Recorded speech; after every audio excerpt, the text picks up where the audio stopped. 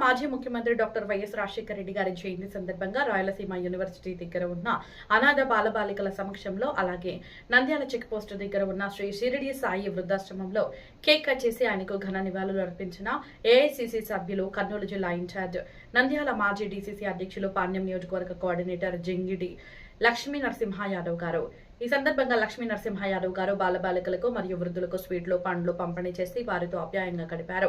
ఈ సందర్భంగా ఏఐసిసి నాయకులు లక్ష్మీ నరసింహ యాదవ్ గారు మాట్లాడుతూ డాక్టర్ వైఎస్ రాజశేఖర రెడ్డి గారు ప్రజల సంక్షేమాన్ని తన పాలనను కేంద్ర బిందువుగా చేసుకున్న మహోన్నత నాయకుడని కొనియాడారు.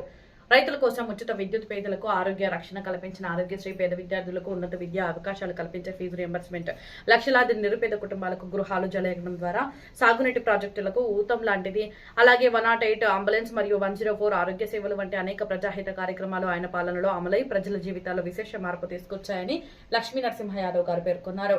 పేదల పట్ల ఆయన చూపిన ప్రేమ, సేవా దృక్పథం, సంక్షేమ పాలన నేటికి ప్రజల హృదయాలు చిరస్థాయిగా నిలిచాయని, ఆయన ఆశయాలను ప్రతి ఒక్కరు స్ఫూర్తిగా తీసుకుని సమాజ సేవలో ముందుకు సాగాలని ఏఐసిసి సభ్యులు లక్ష్మీ నరసింహ యాదవ్ గారు పిలుపునిచ్చారు. ఈ కార్యక్రమంలో పార్టీ నాయకులు, కార్యకర్తలు, అభిమానులు మరియు స్థానిక ప్రజలు పాల్గొని మహానేత వైఎస్ రాజశేఖర రెడ్డి గారికి ఘనంగా నివాళులు అర్పించారు.